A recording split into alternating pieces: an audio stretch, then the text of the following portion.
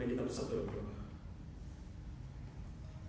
Allah Bapa kami yang begitu baik, kami mengucap syukur Tuhan hari ini atas Anugerah Tuhan kami boleh bersama-sama bersekutu bersama dengan orang-orang percaya, bersama dengan rekan-rekan kami yang mengasihi Tuhan. Kami bersyukur Tuhan untuk kesempatan hari ini, dan melalui hati kami yang terbuka, kami rindu Tuhan untuk menerima berkat firman Tuhan.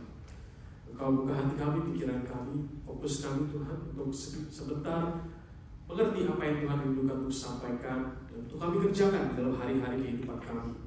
Terima kasih ya Bapa, Tuhan tolong kami, Tuhan pimpin kami secara khusus untuk hamba-Mu yang menyampaikan firman Tuhan. Kiranya boleh menjadi berkat bagi setiap kami di tempat ini. Terima kasih ya Bapa. Di dalam nama Tuhan Yesus Kristus kami sudah berdoa dan ucap syukur. Amin. Silakan duduk Bapak Saudara sekalian. Shalom. Shalom. Ya, saya bersyukur punya kesempatan sekali lagi boleh memberitakan firman Tuhan di tempat ini. Terakhir kali itu bulan Oktober, saudara, udah lama. Beberapa bulan yang lalu itu datang berdua dengan istri, sekarang udah bertiga dengan baby. Karena waktu itu sedang hamil 6 bulan, saudara ya. Bersyukur sekali. Dan hari ini kita mau bersama-sama belajar satu kebenaran firman Tuhan yang tadi sudah kita baca bersama-sama. Dan saya memberikan judul Semangat Pentakosta bagi Gereja. Gitu ya, Semangat Pentakosta bagi Gereja dari Kisah Para Rasul 2 ayat 41 sampai dengan 47. Mungkin kita pernah dengar, saudara, tadi sedikit disampaikan ya, cerita tentang Pentakosta. Gitu ya. Kalau lihat kehidupan orang-orang Israel pada zaman dulu dan zaman setelah Yesus datang, setelah Yesus mati itu berbeda, saudara. Tetapi Pentakosta itu selalu identik sebetulnya setelah Perjanjian Baru, identik dengan kedatangan atau dicurahkannya Roh Kudus dalam kehidupan orang percaya, khususnya bagi gereja Tuhan. Maka itu saudara, seringkali orang-orang itu melihat kepada karya Roh Kudus di dalam gereja. Saya kebanyakan saudara sebelumnya itu pelayanan di anak-anak muda, gitu ya, menggembalakan anak-anak muda. Dan seringkali mendapatkan pertanyaan-pertanyaan dari anak-anak muda. Ketika saya satu kesempatan ketika sedang studi di saat saudara, waktu itu saya ditempatkan di satu gereja karisma Pentakosta, saudara. Ditempatkan di sana, terus kemudian ada satu anak pemuda datang kepada saya, dia tanya seperti ini, kok emang bedanya apa sih gereja? Mungkin karena dia tahu saya dari saat latar belakangnya mungkin Reform, Calvinis dan lain sebagainya. Terus kemudian dia tanya, apa bedanya gereja kita, maksudnya gereja yang tempat saya melayani Pentakosta dengan gereja Injili, gitu ya? Kayaknya gereja Injili itu kata dia anak ini saudara, kayaknya kok nggak ada Roh Kudusnya, gitu ya? Kalau di gereja kita ada Roh Kudusnya, buktinya apa? Kalau nyanyi pujian sampai nangis-nangis, saudara. Ada bahasa roh, ada yang lain-lain, ada mujizat dan lain sebagainya. Kadang-kadang ada undang pembicara tamu, ada altar call, begitu tumpang tangan robos tua, saudara. Terus kemudian dikatakan itu ada Roh Kudusnya, sedangkan kok gereja yang lain enggak, dia bilang kayak gitu. Terus kemudian saya bilang, dari mana kamu tahu ada Roh Kudus atau enggak? Ya itu lewat sesuatu yang spektakuler tadi, saudara. Tapi kemudian saya ajak anak ini, saudara, untuk membaca satu bagian firman Tuhan di dalam yang kita baca hari ini, saudara, di dalam Kisah Para Rasul. Pertanyaan ini juga muncul, saudara, sebetulnya di dalam gereja Injili ketika saya melayani satu gereja di Indonesia, saudara, gereja Injili juga ada pertanyaan. Kok beda ya, di gereja sana ada urapannya, ada urapan Roh Kudus dan lain sebagainya. Yang jadi pertanyaan, saudara, bagi kita, apakah kehadiran Roh Kudus di tengah-tengah kehidupan bergereja, saudara, itu dinilai dari sesuatu yang spektakuler itu?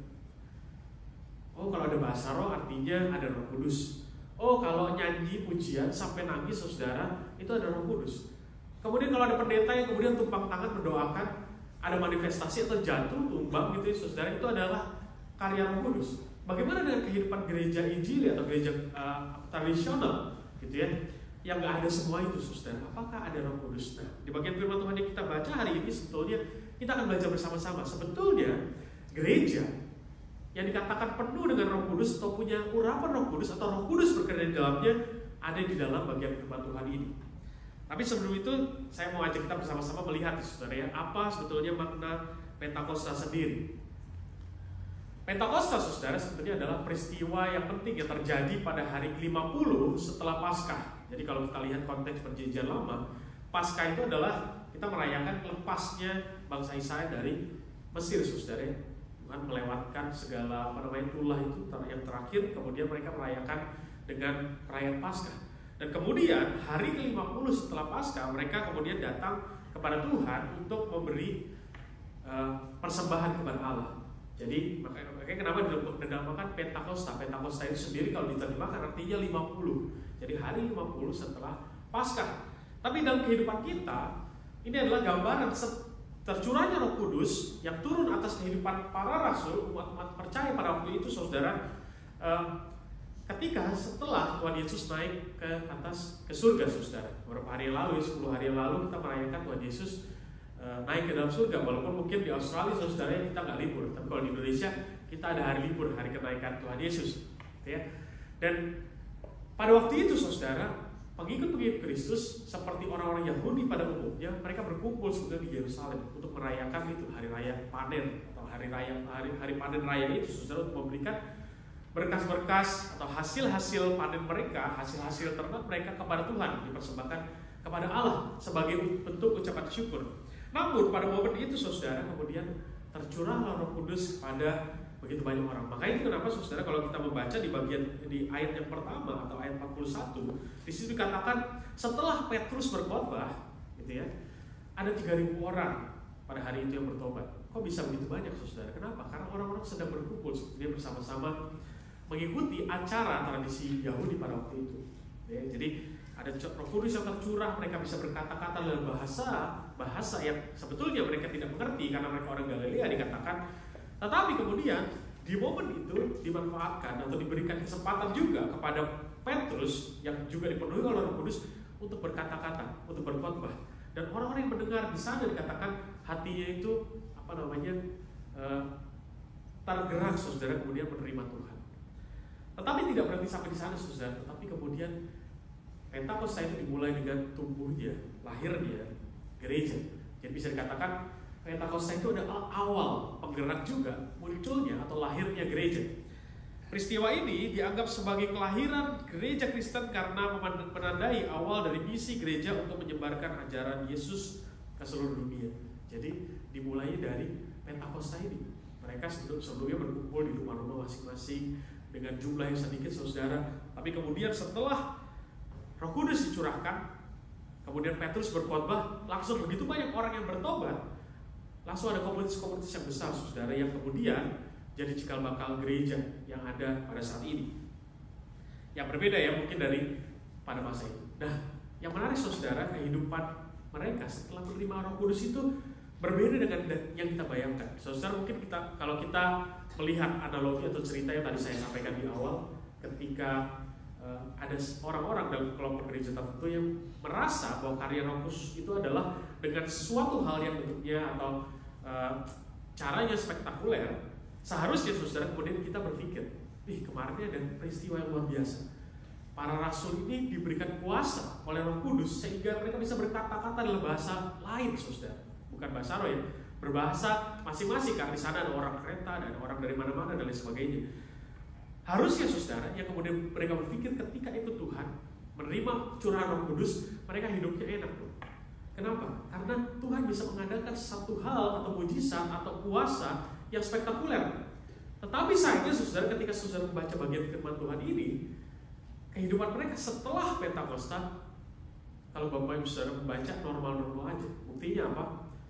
Tetap mereka harus ngumpul. Kalau ada yang susah juga dikatakan firman Tuhan. Kalau ada yang susah, mereka jual ya apa yang mereka miliki untuk bisa membantu orang lain. Artinya apa, saudara?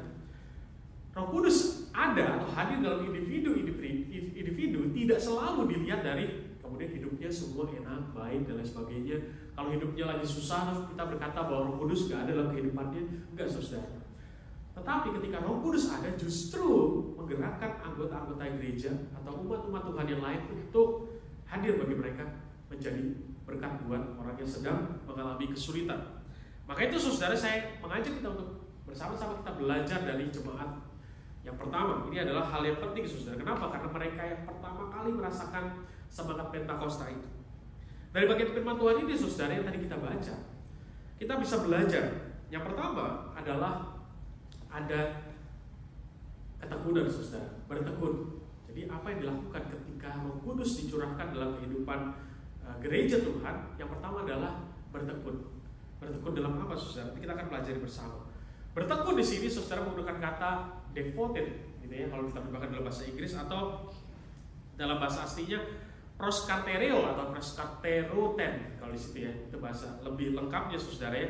Yang kalau diterjemahkan itu sebetulnya lebih baik adalah mematuhi, mengikuti, setia, konsisten. Jadi kalau kita ngomong soal bertekun itu ada konsisten, ada hal yang konsisten, bertekun dalam waktu yang lama dan lain sebagainya. Yang kedua saudara adalah memberikan perhatian yang tahan titiknya kepada sesuatu. Artinya ada fokus saudara. Jadi devoted itu atau proskartereo ini adalah ngomong soal bukan cuma tekun, setia, mengikut Tuhan, beribadah setia, saudara berkumpul setia, tetapi juga memberikan fokus kepada satu hal. Nanti kita akan lihat apa aja saudara. Kemudian melanjutkan sepanjang waktu di suatu tempat. Jadi kalau kita ngomong soal kita bertekun, bukan cuma soal waktu, terus kemudian ada fokus, tetapi juga di satu tempat saudara. Dan kemudian ada bertahan. Jadi bukan cuma sekedar waktu, tetapi ada sikap bertahan atau perseverance saudara. Jadi kalau kita lihat, walaupun ada pergumulan, walaupun ada sakit penyakit mungkin, kalau dalam gereja ya kita kadang-kadang mengerjakan segala sesuatu, ada slack dan lain sebagainya, tetapi kita tetap setia, tetap bertahan daripada kemudian menjadi lemah dan kemudian kalah saudara. Ini adalah gambaran bertekun. Dan bertekun dalam apa saudara? Kita bisa melihat bersama-sama. Yang pertama adalah pengajaran para rasul. Nah ini adalah gambaran sebetulnya bagi orang percaya yang kemudian dikatakan dicurahkan Roh Kudus di dalamnya dan memiliki kepenuhan Roh Kudus, mereka punya kerinduan untuk bertekun di dalam pengajaran rasul-rasul. Maksudnya apa saudara? Membaca firman Allah, belajar apa yang Tuhan ingin mereka kerjakan, belajar apa yang mereka harus terapkan di dalam kehidupan mereka hari pas hari. Kenapa? Karena seringkali saudara orang Kristen itu berkata bahwa kepenuhan Roh Kudus, balik lagi ya, bisa berbahasa roh, bisa melakukan mujizat-mujizat, bisa punya karunia-karunia yang tidak dimiliki orang lain saudara, tetapi kembali lagi mereka lupa bahwa panggilan utama adalah belajar tentang kebenaran rasul-rasul. Kalau kita lihat saudara ya, ketika Tuhan Yesus itu menjanjikan penghibur yang akan datang, itu dikatakan dia akan mengajarkan segala sesuatu yang telah kuajarkan kepadamu saudara. Jadi kita harus belajar dan Roh Kudus ini nanti akan menuntun kita, mengingatkan kita dan lain sebagainya. Sehingga bagi mereka saudara, pertobat-pertobat baru waktu itu, mereka ketika mereka dipenuhi Roh Kudus, mereka merasakan aku harus belajar mengenal kebenaran Tuhan. Nah ini jadi pertanyaan bagi kita sebetulnya saudara. Kalau kita berkata, oh ya ada Roh Kudus dalam kehidupanku, bagaimana dengan kehidupan kita saudara? Apakah kita terus tergerak atau punya kerinduan untuk bertekun dalam pengajaran Tuhan? Yang kedua saudara, dalam persekutuan. Persekutuan ini ngomong soal perkumpulan juga orang-orang percaya. Nah kita akan lihat di poin kedua lebih dalam tentang persekutuan. Yang ketiga saudara, di dalam doa. Yang keempat, pemecahan roti. Dan pemecahan roti di sini sebetulnya bukan perjamuan kudus saudara, karena pada waktu itu perjamuan kudus itu belum bentuknya sakramental atau formal seperti zaman sekarang. Tetapi mereka duduk bersama-sama makan. Dan ketika makan, mereka memecahkan roti dan minum anggur saudara. Dan setiap kali mereka makan bersama-sama, mereka mengingat-ingat tentang Kristus. Saya mungkin membayangkan saudara, mereka lagi potong roti, lagi robek rotinya, lagi minum, terus mereka cerita, iya Yesus itu dulu baik luar biasa. Anggota keluarga aku dulu ada yang disembuhkan. Mungkin ada cerita kayak gitu saudara. Atau mereka bersama-sama mengingat, oh begitu kasih ya Tuhan Yesus itu bagi kehidupan kita, sampai dia mau mati loh dia sekali salib bagi kita. Mungkin itu yang terjadi pada waktu itu saudara. Mereka berkumpul bersama-sama memecahkan roti, mereka mengingat tentang kebaikan dan karya Allah. Yang kelima adalah berkumpul di dalam bait Allah. Bait Allah di sini bukan gereja Kristen ya saudara ya. Pada waktu itu di Yerusalem mereka masih berada di dalam sinagog-sinagog. Mereka belajar kebenaran firman Tuhan di sinagog-sinagog sampai kemudian orang-orang Yahudi melihat orang Kristen ini bertumbuh begitu banyak sehingga mereka merasa terdesak dan mereka membenci orang Kristen. Kemudian orang-orang Kristen dianiaya. Tapi pada masa itu saudara, di awal mula-mula jemaat Tuhan ini terbentuk, mereka masih boleh datang ke sinagog, mereka masih berkumpul di bait Allah. Dan yang keenam, yang terakhir itu adalah memuji Allah saudara, memuji Allah. Nah kalau saudara perhatikan saudara bagian firman Tuhan ini, kita akan melihat sebetulnya dalam gereja, seharusnya gereja yang dipenuhi Roh Kudus sebetulnya ada juga elemen-elemen ini dalam ibadah. Ada pengajar rasul, kita kenal dalam khotbah saudara. Ada persekutuan, kita berkumpul bersama di tempat ini, berkumpul dalam bait Allah jelas. Terus kemudian ada pemecahan roti. Dalam momen-momen tertentu kita merayakan perjamuan kudus saudara dan memuji Allah juga ada doa. Jadi kalau dalam ibadah kita saudara ada 6 elemen ini, sebetulnya dikatakan ini adalah bentuk ibadah yang sesuai sebetulnya dengan gambaran kehidupan gereja pada masa itu.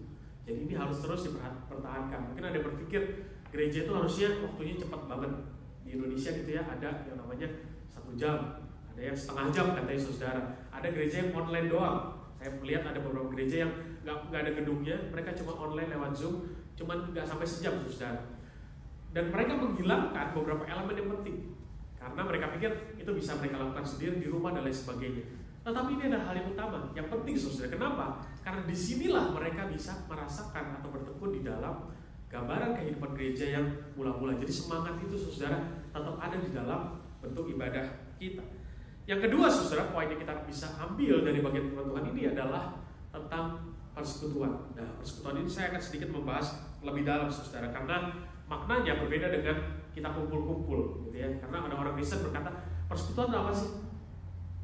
Apa saudara persekutuan? Ngumpul. Terus apa? Ada ibadah. Apalagi? Ada makan.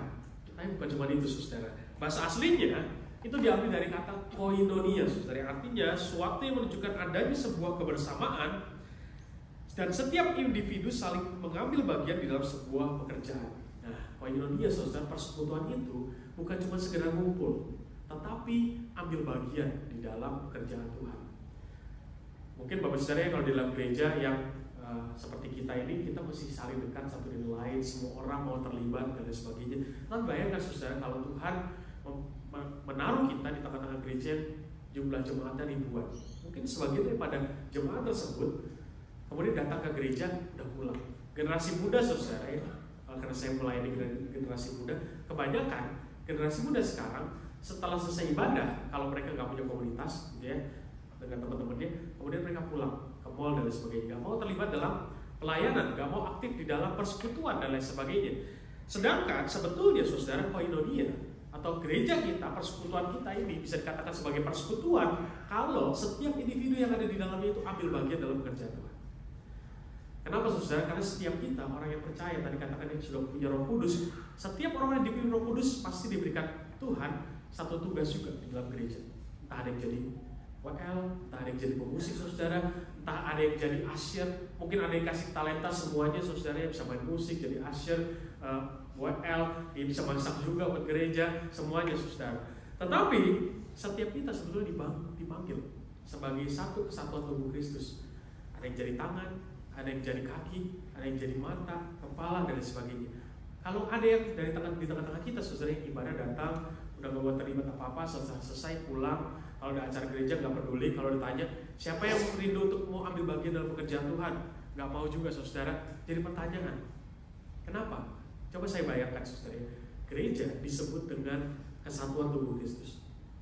Bayangkan saudara, kalau di dalam gereja ada yang Tuhan panggil bekerja sebagai tangan saudara, tapi dia karena dia tidak punya kerinduan untuk melayani Tuhan, setiap ibadah pulang, yang penting dia bilang aku udah dapat kebenaran Tuhan, seminggu ke depan aman. Ketika dia pulang, artinya saudara gambarannya adalah ada tangan yang gak berfungsi. Atau mungkin kita berpikir bahwa oh itu orang cuma punya satu tangan, tubuhnya gak berfungsi secara maksimal saudara. Kenapa? Karena setiap individu tidak bekerja sebagaimana mestinya.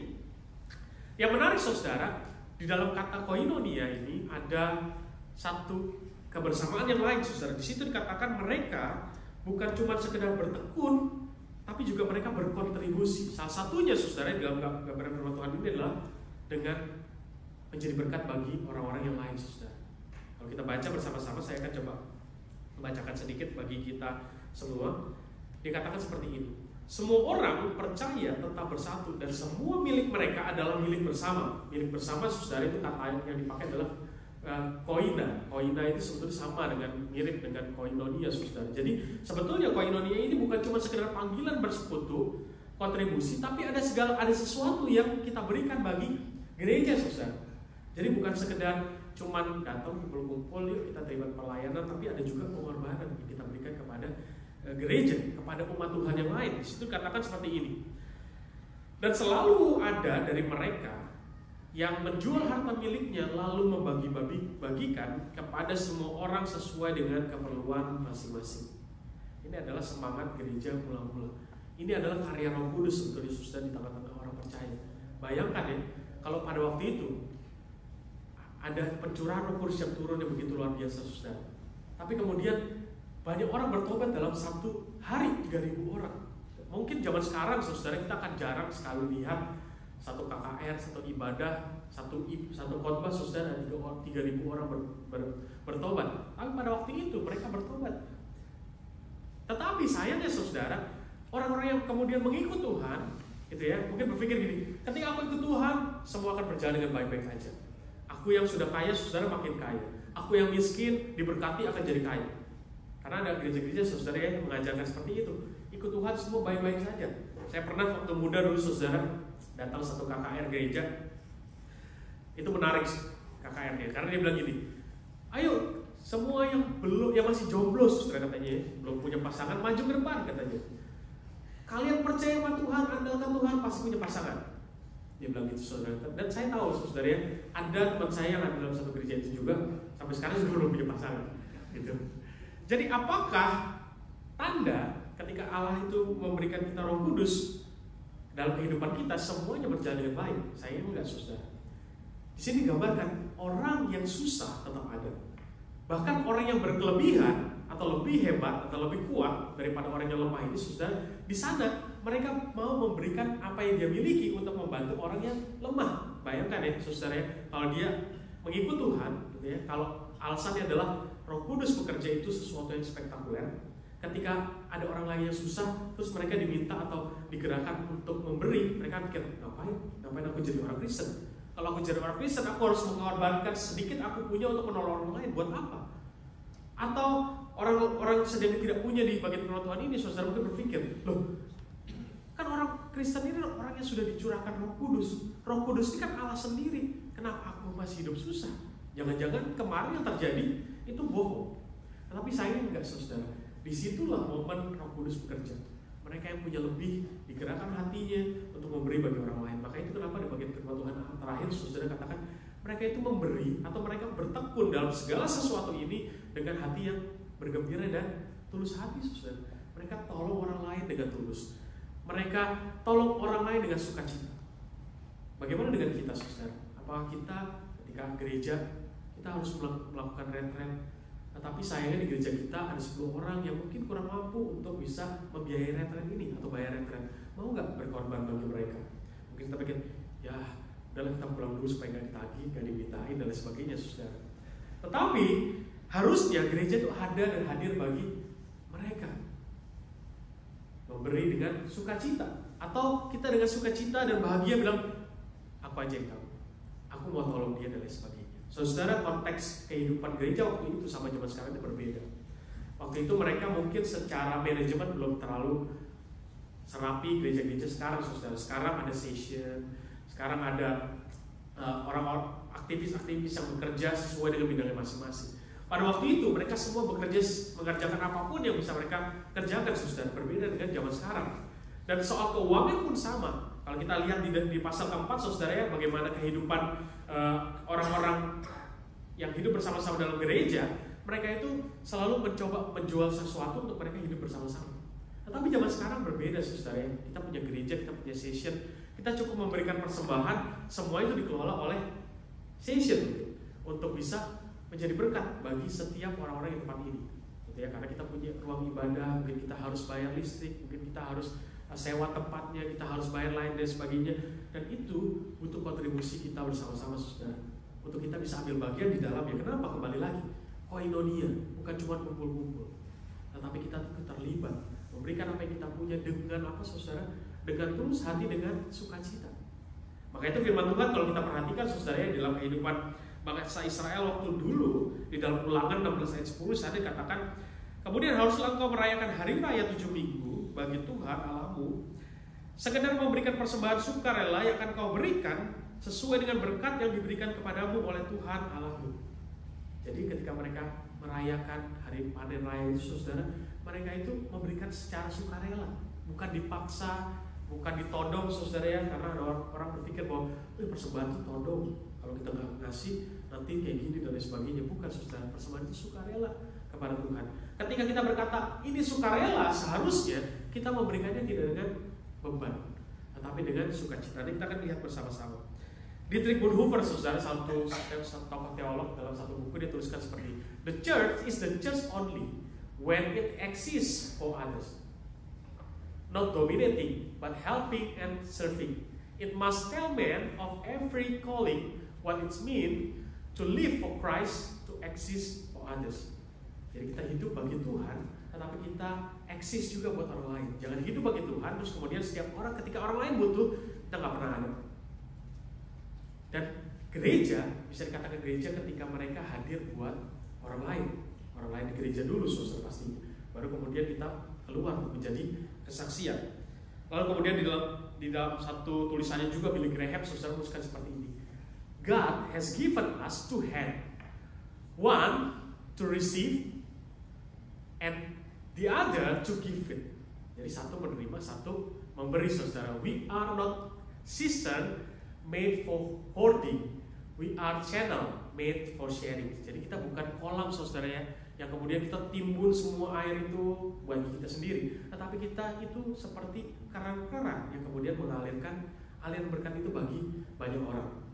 Saudara, saya mengajak kita, saudara, kita melihat bersama-sama ya. Mungkin di tempat kita, kalau kita tahu ada yang kesulitan, mau nggak kita tolong ulurkan tangan? Mau nggak kita tanyain? Ada yang bisa kita bantu? Ada yang mau kita bantu? Kamu butuh apa? Kita bisa support apa dan lain sebagainya. Jangan kemudian kita dengar, tahu nggak sih, si Anu lagi susah. Si Anu tuh jangan ketemu, nanti jangan-jangan minta bantuan kita. Gereja yang penuh dengan Roh Kudus, saudara, mereka terbuka. Ketika ada yang lain susah, bukannya kita menjauh, saudara, tetapi datang kepada mereka, tanya, apa yang bisa kita bantu? Kalau gereja susah, apa yang bisa kita bantu? Kalau gereja punya visi ke depan bersama-sama, apa yang kita bisa kerjakan bersama-sama? Apa yang kita bisa beri bagi gereja dan sebagainya? Itulah, saudara, gambaran persekutuan yang sebenarnya. Di poin terakhir, saudara, adalah bergembira, bertekun, bersekutu, bergembira. Itulah gambaran kehidupan yang bersama-sama dengan Roh Kudus. Kenapa bergembira penting, saudara? Firman Tuhan katakan, bersukacitalah senantiasa dalam Tuhan. Gitu ya, saudara, ya.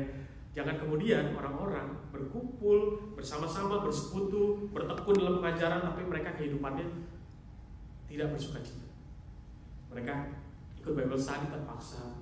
Mereka memberikan persembahan, mereka tolong orang lain terpaksa. Mereka diajak untuk ikut terlibat dalam pelayanan gereja terpaksa. Akhirnya apa, saudara? Beban, gak ada sukacita, gak gembira. Tetapi digambarkan firman Tuhan, mereka yang diberkati oleh Roh Kudus, secara khusus jemaat Tuhan mula-mula ini, saudara, mereka hidup di dalam hati yang gembira, gladness and sincere heart, saudara. Jadi gambarannya mereka adalah orang yang bersukacita. Bahkan, saudara, kata sukacita di situ agaliasis itu kalau diterjemahkan itu lebih tepat extreme joy, saudara, bukan cuma sekedar gladness atau gembira. Extreme joy, sukacita, tapi ini sukacita ekstrim. Jadi kalau ada orang lain susah tadi ya, kita tolong, kita tuh nolongnya tuh benar-benar sukacita. Wah, aku seneng banget bisa jadi berkat buat kamu. Aku seneng banget lo bisa nolong kamu. Aku seneng banget lo bisa ambil andil dalam kerjaan gereja. Tuhan tuh kasih aku berkat ini loh. Aku bisa nyanyi. Setiap dikasih jadwal pelayanan, ada latihan dulu. Aduh, latihan dulu, harus datang lebih pagi, harus datang lagi kalau ada hari yang lain latihan dan sebagainya. Enggak, saudara, mereka mengerjakannya dengan tulus hati, dengan hati yang gembira, dengan sukacita. Satu tulisan, saudara, Rick Warren, penulis buku The Purpose Driven Life, dalam satu bukunya The Purpose Driven Church, saudara, dia tuliskan seperti ini. To be a healthy church, we must have joy. It is the contagious element that attract other to the faith. Jadi sikap hati yang gembira kita, saudara, itu kemudian yang kemudian menjadi daya tarik bagi orang lain untuk kemudian percaya kepada Tuhan. Kalau saudara ya, jadi orang percaya, datang ke gereja, bersungut-sungut, lemah, terus kemudian kita pulang ketemu dengan orang, teman-teman kita yang dari agama percayaan yang lain, kemudian mereka tanya, dari mana lu? Dari gereja. Kenapa lu pesawat? Biasa lah di gereja orangnya kayak gitu semua. Saudara, kita nggak akan bisa jadi kesaksian, jadi berkat bagi orang lain. Apalagi, saudara, kalau kita di gereja kerjanya gosipin orang. Terus kemudian kita pulang, kita cerita kepada orang lain, ada orang lain yang nggak percaya dengar. Oh sama itu, kita di gereja gosip juga, bukan nolong orang dan lain sebagainya. Nah ini, saudara, kita nggak akan pernah bisa sukacita kalau kita tidak benar-benar melakukan segala sesuatu dengan tulus hati, dengan bergembira, saudara. Sukacita ini juga bisa dicapai hanya lewat komunal juga, saudara. Kalau satu orang diomongin terus, satu orang buat salah, bukan kita tolong, bukan kita tegur, bukan kita ajak untuk bertobat, saudara, tapi kita ngomongin di belakang dia sakit hati, itu nggak akan pernah bisa punya sukacita yang sempurna. Terus kemudian ini juga sama, saudara. Mother Teresa, ya saudara, dalam satu kesempatan dia ngomong seperti ini. Joy is a net of love by which you can catch soul. Jadi sukacita itu adalah sebetulnya seperti jaring gitu ya, yang bisa menangkap jiwa-jiwa sebetulnya. A joyful church is a beacon for hope and love in the community. Jadi kehadiran kita di tengah-tengah komunitas kita itu fungsinya untuk apa, saudara? Apakah kita ada untuk eksklusif bagi diri kita sendiri, atau kita inklusif keluar, bisa menjangkau orang lain, kita bisa menginjili orang lain dan lain sebagainya. Tadi sudah dikatakan ya Pak Toto ya, gereja itu punya panggilan menjadi berkat, menjadi kesaksian dan menjangkau jiwa-jiwa. Ada satu kesempatan, saudara, kalau saudara search di Google, ya, itu ada wawancara kepada orang-orang di dalam sebuah gereja. Dia katakan seperti ini, di gereja mereka ada dua hal yang membuat pertumbuhan. Yang pertama, kelahiran, saudara. Yang kedua, pernikahan. Nah, jadi pertanyaan bagi kita adalah, ketika kita dipanggil menjadi berkat, memberitakan Injil itu, apakah kita dipanggil hanya untuk, ya udah, kalau ada anak yang lahir, lumayan lah, jemaat kita nambah satu. Kalau ada yang nikah gitu ya dari rekan gereja yang lain, terus jadi bergabung dengan gereja kita, apakah itu, saudara, yang jadi semangatnya? Bukan kan? Pasti kita harus keluar ke sana, beritakan Injil. Saudara, saya bersyukur sebetulnya tinggal di Australia ini luar biasa ya. Kalau di Indonesia itu ketika kita menceritakan iman kita, itu ada aturan-aturan yang harus diikutin, nggak bisa sembarangan. Tetapi kalau kita sharing di sini itu lebih gampang. Dalam setahun ini, saudara, saya kerja ada di dua tempat gitu ya. Satu di orang Vietnam, satu di satu tempat juga yang banyak orang Nepal, saudara. Di sana orang-orang nggak percaya.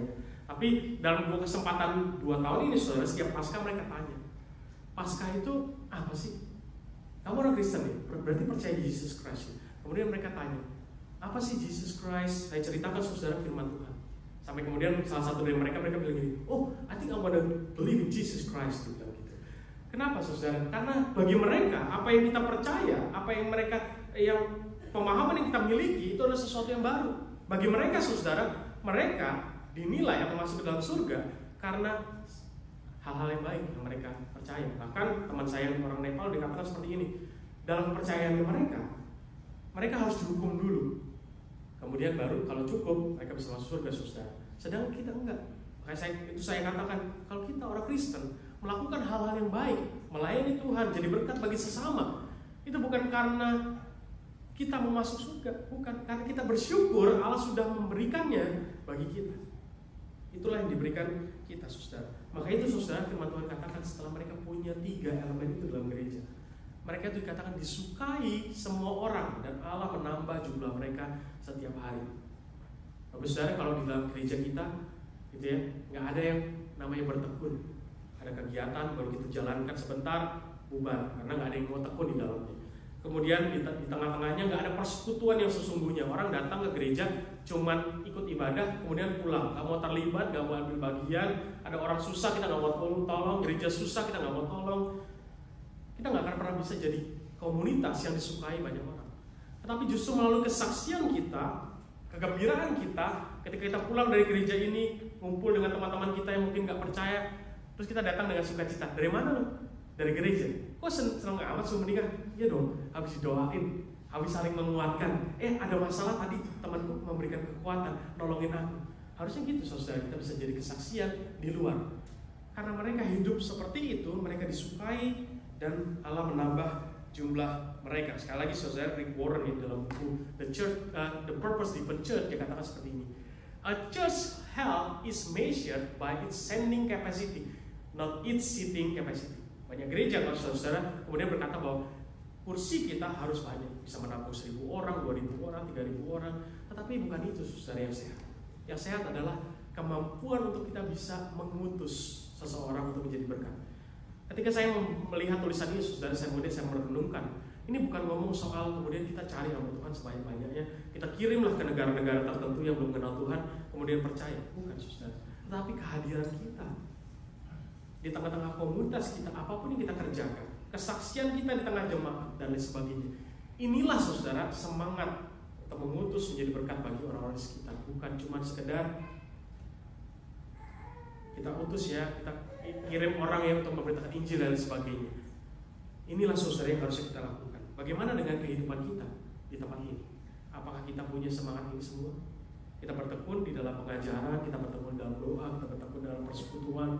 Apakah kita punya semangat untuk kita bisa bersekutu yang tadi saya katakan, jadi berkat bagi sesama, jadi berkat bagi gereja, memberi bagi sesama, memberi bagi gereja. Dan yang terakhir tadi bergembira. Apakah kita setiap kali kita pulang dari gereja ini, kita punya sukacita? Sukacita karena kita memuji Allah, sukacita karena diberkati firman Tuhan, sukacita karena bisa memberi bagi gereja, sukacita karena bisa menjadi berkat bagi sesama kita. Apakah setiap kali kita pulang kebalikannya, kita bersungut-sungut, kita ngomongin soal gereja?